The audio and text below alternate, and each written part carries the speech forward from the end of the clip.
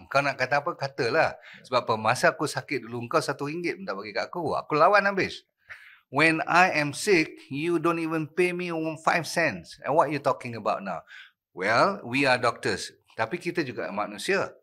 Sanggupkah kau tengok doktor yang belajar lebih lama daripada manusia biasa, dari sudut pelajaran, mendapat rezeki yang lebih sedikit dan paling sedikit daripada manusia lain. Dan zaman sekarang, doktor lagi teruk hidup mereka.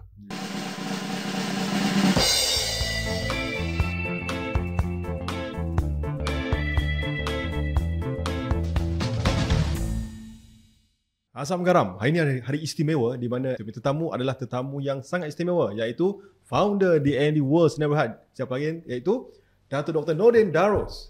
Jadi hari ini topik yang kita akan kupas open topik, tak ada topik yang spesifik, cuma kita nak menggali dengan lebih lanjut tentang asam garam kehidupan Dato' Dr. Nordin Darus. Okey, jadi saya baru cek pagi ni. Okey Datuk, selamat datang ke studio. Terima kasih Datuk. Sihat ke Datuk? Macam mana? Alhamdulillah. Alhamdulillah sihat. Okey. Jadi saya dapat tahu, saya buat sedikit survey Datuk, kan. Kita punya followers di kita punya social media, kita kan ada Facebook, Instagram, semua tu. Okey, Facebook kita ada lebih kurang 958,000 followers. Dah dekat 1 juta tu. Okey, tetapi saya mesti yakin kita punya penduduk Malaysia kan 30 juta plus. Betul. Jadi 29 juta mungkin ada yang belum kenal Datuk lagi. Jadi boleh tak saya nak minta Datuk, mungkin boleh bagi sedikit background Datuk, asal mana, duduk kat mana dulu. Saya tahu Tara lah. Boleh cakap ke tak? Boleh. Asal kat mana? Baik, saudara-saudara sekalian, terima kasih Dr. Azam dan terima kasih podcast Asam Garam. Saya diberitahu kena cerita perjalanan hidup ni. Senang je, saya dilahirkan pada tahun 1954. Masih muda. Darah apa? Darah jiwa muda. Ni cerita kena tahan dengan polis ni, nanti lain kali kita cerita. Tapi yang penting sekali dilahirkan di Butterworth, Pulau Pinang. Nak kata Pulau Pinang pun tak boleh sebab orang Pinang ni dia tak mengaku orang Pinang ni. Okey, Butterworth, lepas tu duduk di Bukit Pentajam. Satu kampung nama Kubang Semang. Dah lah Kubang Semang pula tu. Tak apalah. Dibesarkan high school Bukit Pentajam. Kita cepatkan cerita lah. Lepas tu pergi ITM. Sebab takut nak ambil HSC. Penakut betul nak belajar dulu. Tapi bila dah masuk Universiti Melaya, maka Tuhan bagi rezeki jadi doktor lah. Secara ringkasnya terus jadi doktor psikiatri. Selama 2 tahun. Lepas tu barulah perjalanan hidup masuk ke Majlis Sukan Negara. Yang menukar wajah hidup saya. Faham Datuk. Okey, kita rewind sikit Datuk, kan, buat cerita you punya background ni, kan. Saya dapat sedikit info mengatakan tak tahu betul ke tidak lah, nak confirm dengan Datuk ni. Sebenarnya Datuk ni ada darah seni. Jadi agak unik macam mana seseorang yang ada darah seni ni dia berubah masuk ke bidang sains. Doktor perubatan pula tu Datuk. Macam mana cerita tu Datuk? Sebab saya tahu Datuk boleh melukis semua, kan. Cerita dia interesting. Betul-betul ada asam garam. Form 5. Ni cerita bila dah dapat result tu, siapa yang grade 1 semua ada peluang lah pergi melanjutkan dia punya pelajaran dia. Jadi kawan baik saya nama Bakak. Ni Bakak, kalau ada ni hang mesti ingat ya. Kami dua lah pergi mana, beraya pun kayu basikal tu, pergi kulim lah, nak kejar girlfriend pun bersama lah semua tu. Ni cerita betul. Tetapi bila nak apply masuk ni advanced college ni, kami dua-dua apply architecture. Kan saya memang suka melukis. Masa sekolah dulu pun suka berlawan lah. Maksudnya competition masuk. Pernah menang tau kat Penang tu. Kira masa tu Penang kan dahsyat lah. Tapi bukanlah pandai sangat. Cuma boleh sikit-sikit. Tapi minat tu banyak kepada art. Seni. Kalau lawan berbahas ke pantun ke, dialah kepala lawan dulu. Tapi bila Bakak pun apply architecture, saya pun apply architecture, saya duk fikir-fikir pasal apa satu kampung sampai nak ada 2 arkitek. Tengok-tengok saya ada sains. Saya mengaji inilah bahagian apa orang panggil jurusan sains. Dulu kan ada jurusan sains, jurusan art kan. So dia art. So dia tak ada chance nak masuk sains. Saya boleh masuk sains. So saya kata tak apalah. Saya korbankan minat saya ambil sains. Tu yang ambil diploma sains dan seterusnya. Dia terus jadi arkitek.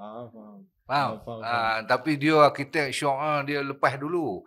Dia bawa Okey. balik dengan kereta Fiat Mira Oh, Fury tu tu dia. masa raya-raya. Kita Betul. baru year 3 Year medical 3. school. Nampak. Yalah, Dia betul. dah bagi duit raya. Kita masih duduk teliok lagi tengok. Itu gara-gara saya jadi rebellious lah. Geram. Orang boleh berjaya dulu. Kita lambat sangat medical, you know lah medical kan. Betul, You lama 6 doctor tahun, 5 so. tahun dah. Masya Allah. So lepas tu Datuk dah pursue dalam bidang perubatan Yes. di UM, betul? Yes. Then masa tu Datuk minat dalam bidang seni ni masih ada ke dah pudar-pudar macam tu? Masih melukis tak masa tu? Oh, masih melukis. Bukan kata melukis je. Masuk persatuan di Universiti Melaya tu, persatuan apa tu, ni art. Kan dia ada seni. Ya, betul. Yang Kesuma nama dia. Masuk pasal apa? Kesuma boleh travel. Boleh pergi ni lah dengan grup-grup. Mereka buat muzik, dance dan sebagainya. Di kita ni tak boleh pun buat macam boleh juga lah. Pergi sampai kata-kata lah. Pergi Thailand, pergi Indonesia, pergi Sabah Sarawak. Mana pernah orang naik helikopter? Kita dapat naik helikopter pasal apa? Army jemput kami buat performance. Syok lah. Hampa bayangkan. Pergi sampai Sabah Sarawak, Miri, Kapit, Kenawit semua. Mana pernah dengar? Seronok. Setahun je lah. Setahun je. Pasal pre-medic. Pre-medic. Pre-medic ada waktu. Masuk medic first year. Tak ada waktu dah. Refer lah. Faham. Tak refer tak? Tak ada tak refer apa ni? Refer maksudnya apa? Refer satu subjek anatomi. Faham. Kena buat lain lah. Betul, Kalau tidak tak boleh naik year 2. Betul. Maknanya Datuk, kalau masa Datuk Miss Syarah ni pernah boleh menari dan menyanyi lah ni, betul Datuk? Menari tak pandai sangat lah, menyanyi tak pandai sangat, tapi jadi MC. Jadi MC. Orang tak ada peluang jadi MC, saya lah naik.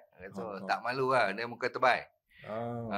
Jadi saya agak tertarik sikit Datuk punya pengalaman ni kan, you punya karakter seorang adalah seni, lepas tu masuk bidang sains. Walhal kalau kita fikir balik, seni dan sains tu macam berlawan sikit. Biasa orang seni ni dia abstrak, kan? Dia kalau sains ni dia betul-betul objektif kan, dia regimental. Jadi macam mana Datuk boleh balance kan tu? Dia tak berlawan kan dalam diri Datuk tu? Sebenarnya semua tu atas pembawakan orang tua-tua juga. Saya masa nak apply jadi arkitek tu, Tuan I dah setuju. I duduk dengan Tok. Lupa nak cerita tadi. Ni malu lah nak cerita mak bapak tak berapa ngam dulu mereka suka bercerai-berai semua. Zaman dulu kan orang Kedah. Betul. Kalau pangkat lebih sikit bapak saya OCPD. OCPD ni tapi saya tak duduk dengan bapak saya. Dia ada OCPD berapa? 4 ke 3 paku. Kalau dulu orang kata 3 paku 3 tu lah. Faham tak? So mak I pun mengamuk lah juga kan. So dia pun pergi cari orang lain juga. Lepas tu adik-beradik punya banyak yang tinggi-tinggi ni, kiri kanan. Okey tak apa. Ni nak cerita pasal you tanya masuk sains tu kan tadi kan, daripada art tu kan. Tak berlawan jiwa tu. Sebab dari kecil lagi dah ada sifat rebellious. Apa orang panggil rebellious ni? Suka berontak. Saya di dalamnya memberontak. Jadi walaupun you nampak saya suka arts, tapi kalau masuk sains pun tak apa. Saya boleh adapt. Dan sains saya sains yang berbentuk seni juga. Berarti doktor sebenarnya seharusnya ada seni. Betul. Sepatutnya pun. Betul. Kalau kita cakap pasal nak jaga pesakit, kan kita kena ada emosi yang tak keras. Betul. Kalau sains ni keras. Jadi rupa-rupanya boleh pakai. Cuma nak mengaji penat lah. Betul. Sebab orang sains dengan orang art ni study dia lain. Betul. Faham Datuk. You tahu kan, penat lah nak study. Okey. Jadi Datuk tadi cakap bila dah buat kat UM kan, dah habis semua, lepas terus masuk ke bidang psikiatrik terus ke atau Datuk dah cuba bidang-bidang lain? Dah nampak dah kan. Lepas aja study yang gila-gila ni, dia nak pergi ke arah tu lah, benda-benda yang emosi, psikiatri, mental. Sebab benda tu ada seni. Betul. Faham Datuk. You mana tak ada seni kalau berjumpa dengan pesakit you yang kata, doktor nampak tak benda hitam kat belakang you? You kalau doktor biasa nak main game macam tu. Betul. Jadi doktor yang jaga mental ni, dia ada sifat yang boleh faham. Betul. Dia kena menjiwai patient tu punya perasaan. Doktor psikiatri pun bukan betul sangat. Betul. Tapi saya terjebak dengan Majlis Sukan Negara sebab ada satu tempat kosong. Ni Tuhan nak bagi rezeki. Sebenarnya semua ni bila saya dah tengok, bila umur macam ni, kita tengok balik perjalanan hidup kita semua dah diatur. Faham, betul, betul. Kenapa kau daripada psychiatry, Faham. lepas tu pergi masuk pula ke opposite balik. Daripada gaib, benda-benda emosi, benda-benda yang abstrak kepada sports. Betul. Yang harus ada facts and figures and must qualify. Betul. Kan sports. So jumpalah Misbun pula. Misbun jalani. Tak silap saya tahun tu yang tahun kita menang Thomas Cup kan Datuk? Betul. Jadi Datuk pun ada menyumbang jugalah. Saya kerja 9 tahun kat Majlis Sukan Negara. Dapatlah menyumbang sikit tenaga. Seronok lah sebab kita betul. kaki rebellious. Dapat peluang travelling je. Gila-gila lah travel kan. So betul. pergi Olimpik. Mana doktor biasa boleh beli orang Olimpik? Betul. Saya happy lah. Alhamdulillah. Masa tu lupa diri sikit. Maksudnya kadang-kadang fikir balik aku tinggal anak bini, you know.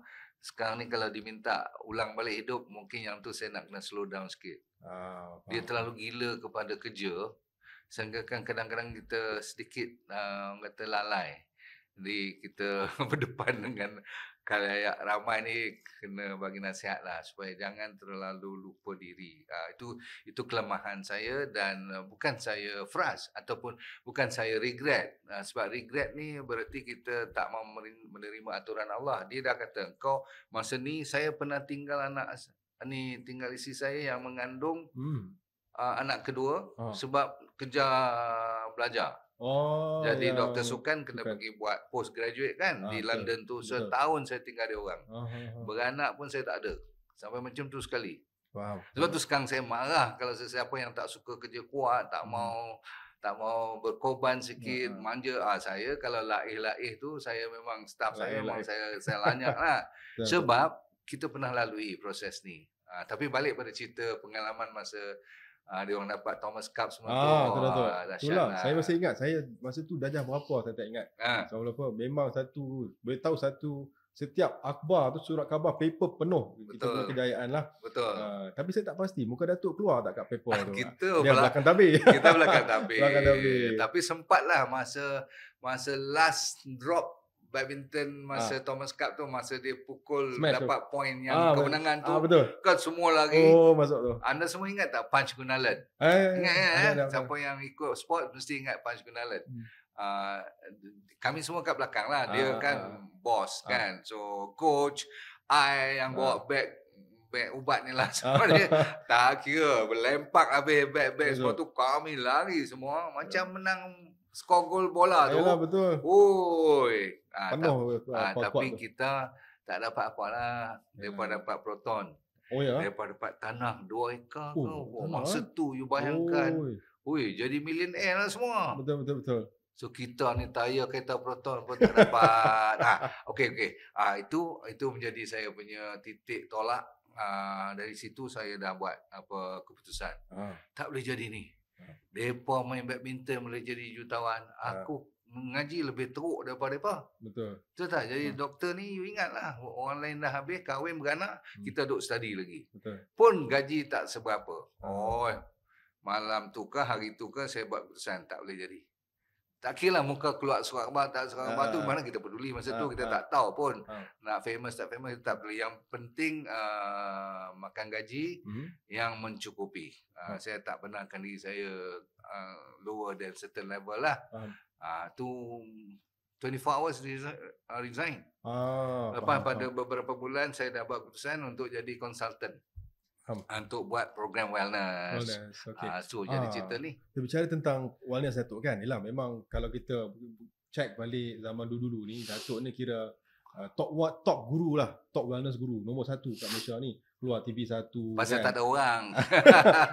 Okey. Zaman dulu Datuk kan, wellness ni tak berapa famous macam zaman sekarang. Betul sekarang dah banyak. Saya nak tahu, dulu Datuk mungkin ada ikuti guru ke, Datuk punya mentor siapa Datuk yang di zaman dulu ni? Ke Datuk buat self-study? Sepatutnya ada mentor kan, tapi kan bila orang tu memberontak, pemberontakan tu menjadikan dia 2 badan. Dia ada 2 body. Dia yang you nampak, I ni, dan dia yang di dalam yang you tak nampak. Yang dia ikut yang you tak nampak tu. Bab kata orang putih dia panggil gut feeling. Saya banyak gut feeling. Contoh kalau you tengok Selamat Pagi yang exercise tu betul. Apa nama program tu saya pun tak ingat, Mishon. Selamat pagi pagi. Malaysia. Selamat Malaysia. Lebih kurang itulah SPM. yang exercise tu Ah, bersenam. ah, Bukan saya pandai pun kalau kau tengok balik video-video tu, saya tak ada muscle ke, ah, tak adalah, tapi kaki tak adalah sakit macam encok-encok ni. ah, Dulu masih lagi boleh lompat. ah, Tapi daripada situ, Tuhan bagi kat saya rezeki. Sebenarnya nak cari part time, nak cari duit lebih. ah, Sekali buat program tu baru 15 minit kan shoot, ah, dapatlah lebih kurang 200 ke 300 ringgit. ah. Saya tak tahu yang toke tu dapat sampai 8,000. Betul, dia bagi Datuk Aku 200 je. aku lagi geram lah. Aku buat 2-300 kau bagi satu program. Kau satu program RTM bayang kau 8,000. Ah, Oh yalah kau tolak kat kru semua tu habis-habis. Dapatlah 4-5,000 kot dia dapat. Aku betul. bagilah 400 ke 500. Tak. Hmm. Tapi tahun kedua, I tanya dia, kau tak bagi aku 400 sebab RTM sambung kontrak. Bang, 3 tahun bang, you bayangkan hari-hari. Kalau RM200 hari-hari pun bolehlah sikit kan. Zaman dulu. Kaya pada gaji kita lah. Betul, Kan? betul. So saya dapat 3-4 tahun kot. Sambilan tu sekolah pula panggil. Pergi kan ada sekolah kan ada dia punya broadcasting punya unit tu kan di Kiara tu. Yes. Pun dapat sikit lagi program. So pendekkan cerita bolehlah cari makan. Malam-malam pergi buat lokum. Doktor kan. Dulu lokum 1 jam RM15. RM13. Cukup lah. Buatlah 2 jam 1 malam. Ni nak jaga dia orang 3-4 orang ni. Okey. Itulah. Lain tu cuma macam ni. Kalau saya tengok sekarang lah, doktor-doktor yang ada dekat Malaysia ni kan, dia standard tau. Dia macam sangat-sangat stereotype. Maksudnya doktor ni habis belajar, dia pergi sambung belajar master kan, lepas tu buat clinical kan. Macam itulah. Tapi Datuk ni saya tengok memang saya boleh cakap, kalau boleh saya guna perkataan anomaly ya. Anomaly itu di luar kebiasaan. Di luar kebiasaan. Dia bahasa dia lapik. Anomaly ni maksudnya tak betul. Bukan tak. Betul. Dia luar kebiasaan doktor-doktor perubatan ni lah. Sebab Datuk ni satu ialah ada dalam seni, boleh melukis. Kemudian masuk dalam bidang sains perubatan. Lepas tu ada juga jiwa entrepreneur ni. Jadi saya nak tahu sikit, nak kupas macam mana Datuk dapat jiwa entrepreneur tu lah. Mungkin ada macam idola Datuk ke, atau masa zaman Datuk muda kecil ke diberi galakan nak buat bisnes ke, macam mana Datuk? Masa kecil tak jual goreng pisang macam orang buat cerita sedih-sedih kan, lepas tu jadi kaya kan. Saya tak ada pula sampai nak sedih macam tu, tetapi disebabkan balik pada cerita bisnes ni, dia lebih kepada kebetulan. Biar kita jangan bohong pada diri sendiri, atau siapa-siapa yang kenal saya, dia tahu dia ni sebenarnya bukan pandai sangat menjual, tetapi rupa-rupanya ada sedikit orang kata apa, pendedahan. Tak sangkalah kod-kod benda tu menjadi contoh jual burger masa kampus kan. Kan ada hari apa orang panggil, hari macam sekolah tu sports day lah. Rupanya kampus pun ada open day. Kan semua boleh datang melawat kampus kita tu, college kita tu. Itu 2-3 tahun tu menjual. Lepas tu masa sekolah dulu jual t-shirt, pergi shop t-shirt. Satu sekolah tu boleh beli kat t-shirt kat saya. Okey. Dia orang macam saya ni, dia tak pandai buat benda tu. Contoh, tak pandai main takraw, tapi jadi kapten takraw macam mana? Dia jenis yang hemoy, tahu tak orang Melayu panggil hemoy. Maksudnya dia tak tahu pun dia buat macam tahu juga. Lama-lama tahu lah. Betul. So okey, balik pada cerita tentang berniaga tadi. Jadi konsultan tu dah mula berniaga sebenarnya. Sebab you dah mula, saya tak sedar pun yang saya pergi menjual. Menjual berarti diri kita, value kita, boleh mengajar tentang kesihatan, inilah wellness. Lama-kelamaan dapatlah sebulan. Yang tu orang kata periuk nasi yang menyala betul. Sebab katakan saya dapat 3 program sebulan. Satu program 3 hari 2 malam. Katakan Petronas ambil saya. Dulu Sarawak State Government ambil saya. Ambil lah Tenaga Nasional. So lama-kelamaan you dapat 3-4 program per month. Katakan satu program 3 hari 2 malam. Dia bagi package. Saya bagi package kat dia orang. So dia hantar 50 orang. Saya train lah. Train, mengajar, makan, minum, exercise semua. Testing dia orang. So dia orang seronok lah. Jadi bila seronok kita dapat sikit orang kata apa, branding. Nama program masa tu ialah apa nama? WWN lah, World Wellness Network.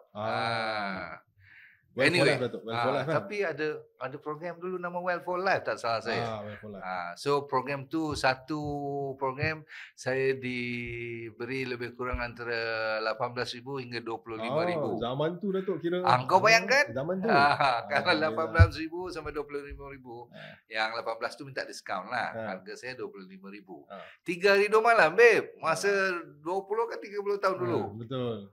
Masa tu boleh lah. Tetapi berlakunya kanser tu lah. Jadi so saya nak sentuh sikit sebelum saya terus ke apa Datuk punya pengalaman kan. Yes. Ni nak tanya sikit kalau Datuk sudi lah. Boleh share sikit tentang Datuk punya sedikit background tentang keluarga. Kan. Macam mana Datuk jumpa belahan jiwa Datuk? Jauhnya Asam Garam ni. Kita ni sikit, kita reverse. Patah balik sikit, kita pergi part-part yang sedih tu nanti. Part sedih-sedih tu later lah. Sebenarnya banyak kesedihan pun dalam hidup saya, tetapi kita tak guna cerita tangisan terlalu banyak kali sebab antara satu daripada filosofi hidup ialah jangan terlalu menceritakan tentang kesedihan hidup you. Tak berapa elok sebenarnya. Tapi kalau tujuan untuk iktibar, boleh. Bagi nasihat, boleh. Balik pada cerita jumpanya buah hati. Buah hati, belahan jiwa. Soulmate, Datuk. Soulmate. Dahsyat ceritanya. Kalau you dengar ni, kalau nak ikut pun boleh. Siapa yang belum lagi. Dia ada checklist. Dia ada checklist. Tahun pertama, tahun kedua medical school aku tak nak orang kata apa confirm lagi. Sebab kan kita ambil medical school ni 6 tahun. Orang 5, saya 6 sebab saya kena pre-medic. Sebab tak pandai, kena buat pre-medicine. Kalau pandai terus first year. Tak apalah. So bila tahun pertama, kedua aku dah panik. Pasal apa? Tahun ketiga tak ada lagi. Tak ada yang confirm lagi. Umumnya checklist ni, contoh, saya nak orang yang utara. Sebab apa? Saya dah nampak ramai yang bergaduh pasal nak pergi Sabah seorang, nak pergi Johor seorang. Johor seorang, Melaka tak apa juga. Kalau Johor kena dengan Perlis, ni orang Perlis ada depan saya ni kan. Tak apa, lawan dia dah duduk dekat. Tak apa sekarang. Dulu jauh. Betul. Setiap kali you nak balik Penang, you tahu tak? 8 jam ke 7 jam kalau hari raya. Naik bas tu kan? Bas apa? Bawa kereta pun. Memang betul. Orang lama kenal ni cerita ni. Boleh berhenti kereta, mandi dulu. Kereta tak jalan lagi. Jangan main anak susu semua kan. Okey, pendekkan cerita. Bayangkan saya dah nampak benda tu. So saya tulis list. Dia kena tinggi macam mana. Dia tak boleh tinggi pada saya. Saya pun dah tak tinggi. Kalau dia tinggi pada saya macam mana. Nombor 2, rambut dia kena straight. Entah macam mana boleh straight. Aku pun pelik juga. Lepas tu dia kena boleh cakap bahasa Inggeris. Entah ada sebab lah kot. Lepas tu dia kena intelligent. Dia tak boleh blur. Aku memang tak boleh tahan. Minta maaf cakap sebab ada kaitan ni dengan hidup you. Sebab apa? Benda yang cantik you nampak depan mata sekarang, kalau tak boleh diguna pakai 5-10 tahun daripada nanti, disebabkan cinta saja, saya percaya dia tak tahan lama. Sebab kita belajar dalam psychiatry pun kan. Tapi itu dah lepas berkenalan. So pilihan tu ada lebih kurang 15 kot checklist dia. Tak boleh berbau, tak boleh ni semua. Ambil macam tu. Kau jangan main. Kau nak ikut tak yang mendengar ni? Tapi betul. So bila kita dapat ni yang list dengan yang dah 42 tahun berkahwin sekarang, agak-agaknya tu ada sikit lah dia punya kebaikannya. Sebab apa? Dia kena lulus 75% ataupun kalau dapat 80%. Ada scoring tu. Ada sistem scoring. Boleh dapat sebenarnya. Sebab apa? Dalam konsep bila saya dah besar sikit, dah tua sikit, baru saya tahu. Itu dia orang duk cerita law of attraction. Pernah dengar tak? Apa magnetism, ni yang apa you focus you dapat. Betul. You just list. Bila list bertulis, lagi fokus. Sebab kalau you fikir je nak, dia boleh berombang-ambing. Maksudnya macam monyet. You start to jump. Sekejap nak budak utara, sekejap tak kisahlah. Saya akan bercinta kat dia, Mak Saleh pun tak apa. Tak fikir lagi ni. Masalah agama semua kan. Mesti ada basic semua tu adalah tulis. Baik, macam kita tu terror sangat. Tapi dah kita dibenarkan bertulis lah. So dia datang, lulus. Lepas graduate je, houseman. Mana ada masa cuti? Ya Kan betul. 24 hours kan. 24 hours. Saya dapat tak salah 3 hari ke 4 hari je cuti. Bayangkan nak kahwin ni 3-4 hari je cuti. Houseman, Ya betul. umur dah 28, nak masuk Ah, 29, anak kau umur berapa besok? betul. So saya dah kira tu semua. Kalau aku 30 tak dapat anak lagi, bayangkan aku 50, anak aku belum lagi habis mengaji. Betul. So semua tu saya dah tulis. Ah. Kat situ kita sama boleh belajar. Must do. And must write. The word is writing. Betul. Sampai sekarang saya buat sistem tu lah.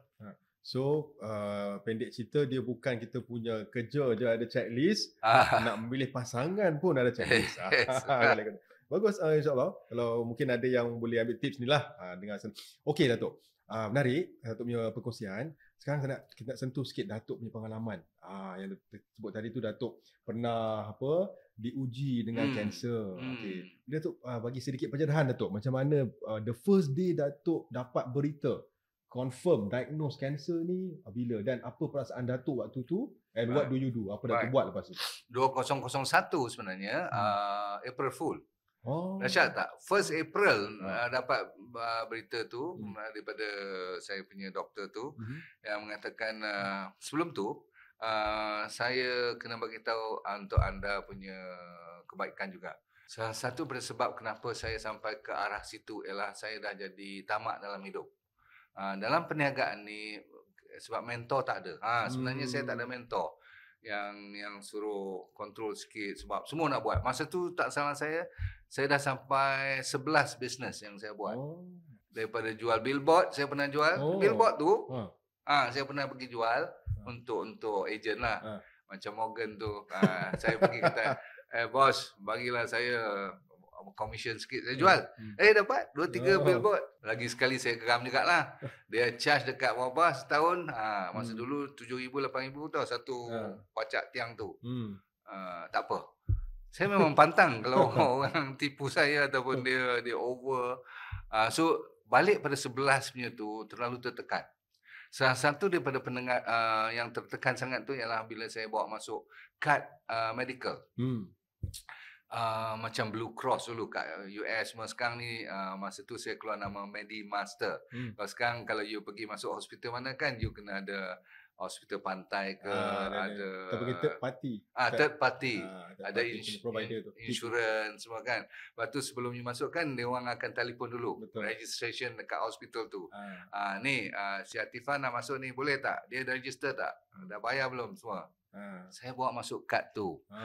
Zaman masa baru mula bawa kad tu, ni nak jadi cerita kanser tu, sebenarnya rupanya medical fraternity.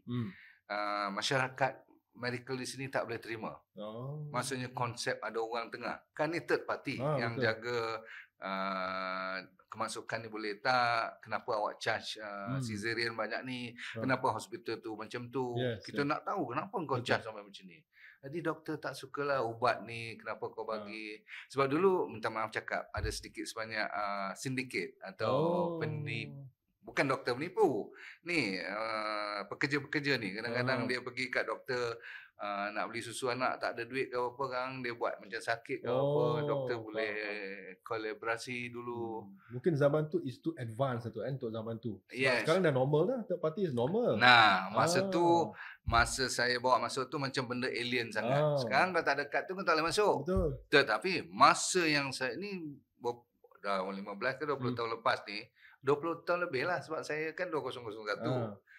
Akibatnya terlalu tertekan sebab nak buat juga tapi tak diterima masyarakat medical di sini, maka saya jadi sakit. 2 tahun saya tak boleh tidur, makan, minum, takut. Surat khabar buka aja ada nama. MediMaster. Macam pengelat lah, penipu, dia nak cari duit je lebih. Sebab saya dah dapat kontrak dengan Telekom Malaysia besar. Tenaga Nasional besar. Berapa ratus ribu staff dia saya pegang. Dalam hati tu alhamdulillah lah, tapi perjalanan tu dahsyat. Maka 2001 April Fool diisytiharkan. You bayangkan hari pertama saya dapat berita yang kena kanser tu. Dia demam tak lama, 3 bulan, jadi pekak sebelah. Itu gejala-gejala dia. Badan dah mula surut, selera makan. Biasa kanser, tapi saya tak tahu. Saya ingatkan sinus saja sebab bersin, macam demam-demam ringan. Kan kanser ni dia tak demam berat, dia demam ringan-ringan, so macam okey lagi. Tapi lama kelamaan tak boleh dengar. Rupanya sebelah telinga ni dia dah tutup. Kanser tu dah belakang hidung ni dia dah tekan. Kan ada tube ni.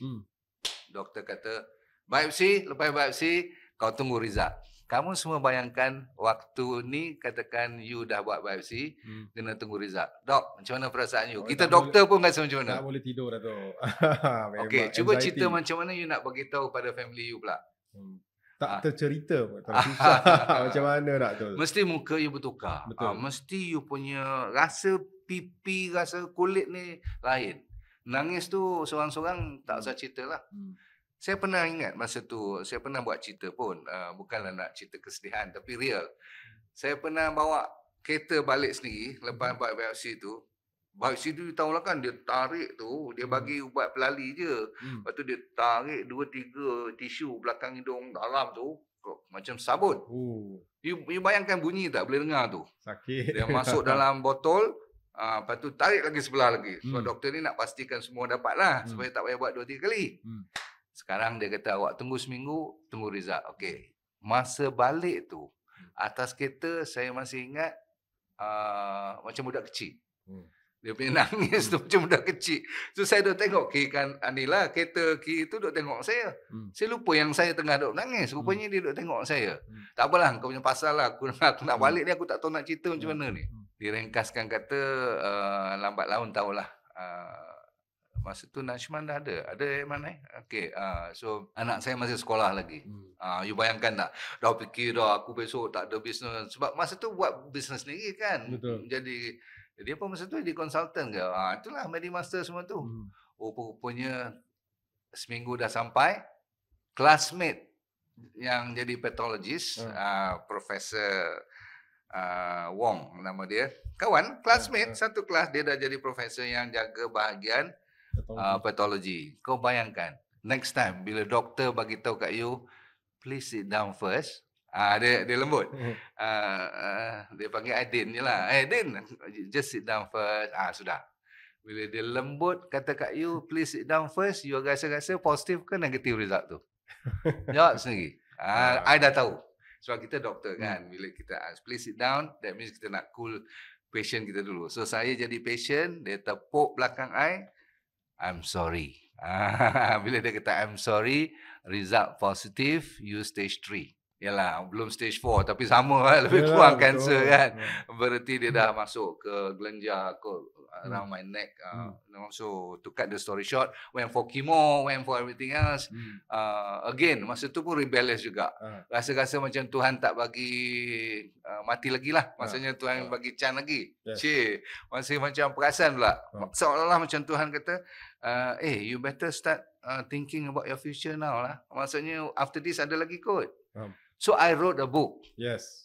Masa tu sempat tulis buku yang menceritakan macam mana I berlawan dengan Tuhan. Maksudnya I berdialog. Macam cerita ada wahyu pula. Tak ada. Dia menyoal kenapa aku. Kan selalu bila orang sakit kan, why me? I tak isap rokok, I tak ini, I tak itu. Rupa-rupanya kan tadi saya cerita stres tu. Yes. Sebab tu saya selalu suka cerita pasal stres, psikologi. Malangnya ramai pengikut saya tak berapa suka bila saya cerita tentang psikologi. Tak setinggi penyakit lain lah. Dia tak mau kalau cerita pasal periuk yang nak kena buang, ramai. Bukan 1 million follower. Kalau cerita pasal cup plastik yang tak betul nak nyahkan, ramai. Tapi kalau kata anxiety, tenangkan fikiran, belajar tarik nafas, adalah kot 5,000. So saya nasihatkan, you suka tak suka dengar. Sebab saya dah lalui, maka lepas buku tu dah siap semua, Tuhan bagi rezeki baik, sampai buat bisnes yang lebih serius lah. Kita continue sikit pasal Datuk punya experience lah. Datuk dah diuji dengan kanser and then dah complete all the treatment kan, chemo semua. Tapi saya ada baca buku Datuk. Saya tertarik tentang satu method ni, di mana Datuk menggunakan ini by I'm not sure, mungkin dah takdir ilahi, air tu Datuk, water tu yang actually part of benda yang rawatan yang bantu Datuk untuk heal from cancer. Datuk boleh cerita macam mana Datuk dapat ilham air tu, Datuk? Ni memang satu soalan yang cun lah sebab saya pun memang tak pandai pasal air. Mana ada doktor belajar pasal air? Betul. Tipulah kalau kata you expert tentang air kan. Tapi kanser tu merupakan perjalanan hidup di mana bila saya nampak air zam-zam dibawa oleh teman-teman untuk yelah, kita orang Islam kan, syek-syek air zam-zam, bawa buah tangan, gitu gini. So, bila dapat air zam-zam tu dia lebih, mungkin psikologi ke, placebo ke, tapi rasa sedap. Satu. Nombor dua, rasa lega. Daripada kemoterapi, daripada kesan sampingan kan, ubat-ubatan, steroid semua banyak. Masa saya dulu, steroid tu masih lagi berleluasa dia bagi. Doktor mana ada jalan lain. Ubat dulu, kemo tu memang racun betul. Okey. Dari situlah belajarnya air zam-zam punya ciri-ciri, maka saya dapat keluarkan apa yang dinamakan RX Water.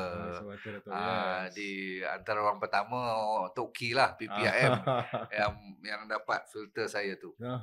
Jadi ramailah 3 tahun pertama saya menggunakan RX Water ni sebagai satu-satunya. Tak tahu lain pasal suplemen ke, herba ke, tak tahu langsung. Maknanya Datuk, sorry to interrupt. First product awareness Datuk is RX Water. Yes. Produk pertama. Filter pula tu. Besar pula tu. Kau bayangkan macam mana aku nak jual besok. Tak terfikir pun. Pun ada cerita tu. Bukan saya pandai tetapi dipaksa menjual sebab 100 set pertama yang saya buat sebagai market trial untuk mencuba. Saya pun tak tahu orang lain boleh bermanfaat tak. Saya tu dah best lah kan. Dah dapat manfaat lawan kemo semua cepat baik kan. Rupanya 100 set yang saya jual ataupun ni lah buat bisnes tu orang panggil apa? Check kena bounce. Cek yang orang beli kat saya tu ada penipu. So 100 set saya dah happy lah, boleh lah mula berniaga kan. Rupanya check bounce. That means tak valid, dia tak ada duit. Habis nak buat macam mana? 100 tak terjual. Itu yang dia panggil saya bukan pandai berniaga. Saya diaturkan secara orang panggil reluctant businessman lah. Zaman tu Datuk, dia punya marketing semua tak sehebat sekarang tu kan. Macam mana nak market, nak jual tu. Mana ada internet semua. Mana internet semua tak ada. Betul. So, zaman dulu masa Datuk keluarkan RX Water tu, produk pertama, sebenarnya inspirasi dia from Datuk punya pengalaman lah. From water tu. From air zam-zam tu. Air zam-zam tu. So, the idea was, RX Water ni Datuk nak buat air semirip-mirip air zam-zam lah. In terms of dia punya mineral dia, semua tu lah Datuk kan. pH dia, energy dia, understand. Dan yang agak menarik, it's very interesting adalah RX Water ni walaupun founded in 2001 Datuk 2001 tu, tapi masih bertahan sekarang. Dah more 20 over years. Itu yang saya agak Alhamdulillah lah. Alhamdulillah. So, kalau Datuk, kita nak cerita Datuk punya experience lagi. Once sudah cure cancer, Alhamdulillah. And then, kita punya followers banyak ni Datuk. Banyak dengar cerita pasal Datuk develop DND diet tu. So, macam mana Datuk boleh dapat ilham, dapat ilmu? Datuk buat research sendiri ke macam mana? Diet DND tu. Betul. Soalan yang lagi menarik, lagi pening kepala nak cerita. Dan sebenarnya kalau you tengok pada 2001 saya dah lega, tak sampai 8-9 bulan tu dengan izin Allah dan dengan air ni sebagai water therapy, saya kemudiannya belajar sikit-sikit lah tentang diet, pemakanan, sihat semua, tapi tak pandai, maksudnya tidak serius. Sampai 2012 ke 2011, saya tak berapa sure, tetapi ni dia. Tuhan tu menjadikan sesuatu atau mengeluarkan satu peristiwa dalam hidup you yang menjadi asam garam ni. 2011 tak salah saya, nak masuk 2012 tu saya kena lagi sekali. Orang panggil relapse. Pernah dengar relapse tak? Berulang. penyakit yang sama dan doktor nak buat sama juga. Nak biopsi, nak kemo, nak steroid dan sebagainya, saya lari. Lari tu maksudnya saya tak nak langsung buat cara modern medicine tu sebab saya dah tengok kesan sampingan dia teruk sangat dan saya tak mampu laluinya lagi sekali. So dicepatkan cerita, saya belajar lebih-lebih lah dan dalam waktu yang terdekat. Maklumnya semua itu emergency tu. Belajar pun apa yang boleh nampak, apa yang masuk akal buat. Rupa-rupanya diet. Nampak? Diet, pemilihan makanan, sayur, buah, balik pada water therapy tu asas, garam. Dahsyat. Jadi saya kata kod-kod lah yang ni boleh lawan daripada kemo semua ni. So apa saya buat ialah saya go full time. Jadi tak sampai 3 bulan kot saya tengok result dia cun. Maksudnya benda tu boleh kecut. Kita tahulah. Kita boleh x-ray, bukan x-ray, kita boleh rasa. Kan dia kalau kena tu saya jadi pekak. Betul. Sebab dia block.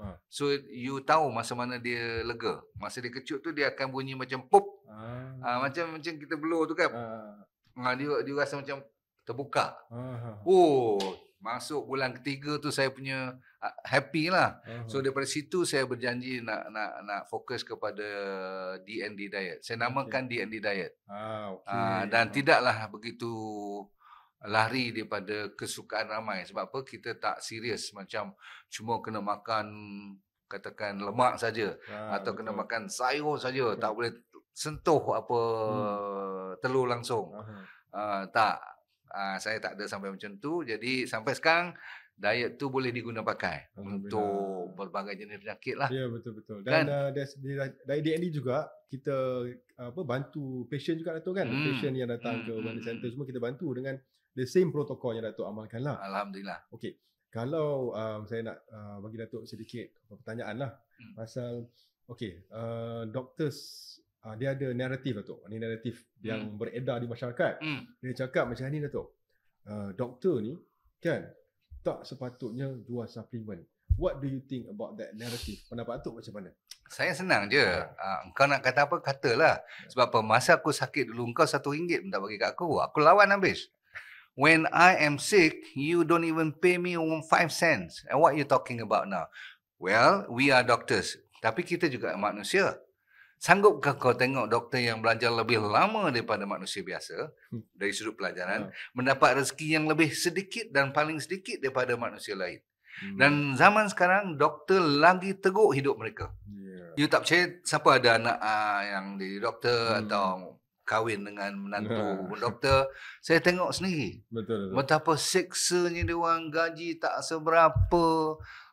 Kerjanya masih lagi kuat macam dulu. Ya Allah, saya tak benarkan diri saya diperalatkan. Betul. So, saya ambil bisnes ni sebagai satu jalan keluar.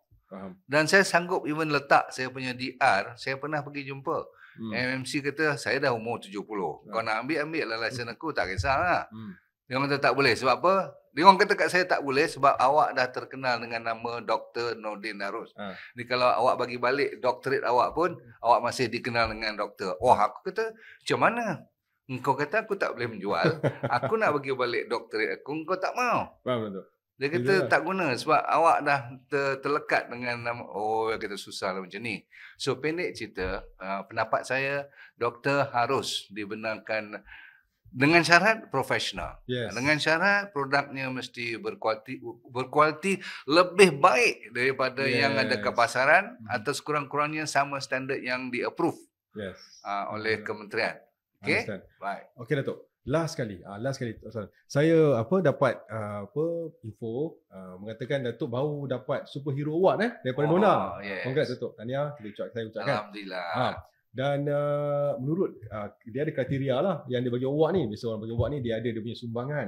Dan antara sumbangan yang saya tengok list daripada Nona tu, Superhero Award, dia cakap Datuk punya perjuangan untuk mencerdikkan rakyat tentang kesihatan. InsyaAllah. Jadi Datuk boleh, kalau boleh dalam 1 minit 2 minit ni, Datuk bagi kata-kata kepada masyarakat ni tentang sihat ni macam mana yang you patut cara nak sihat macam mana dan cara pandang macam mana you patut pandang as a whole, holistic medicine tu. Perspektif superhero ni kan. Ah. Saya pun terkejut. Memang kita tak pernah minta. Ini semua dia orang yang nominate. Tapi bila saya tengok nama yang ditulis tu, titlenya ialah superhero men's motivator. Aku kata bila pula aku jadi motivator ni. Tapi rupa-rupanya saya selalu mengatakan bila you menceritakan perihal kesihatan, ramai orang akan termotivated, mau tak mau. Sebab apa? Akan adalah orang yang sakit, maka kita kena buat secara serius, dan bila kita mengajar, kita buat secara ikhlas. Lepas tu kita ada juga dengan produk-produk yang berkualiti yang saya sendiri pakai.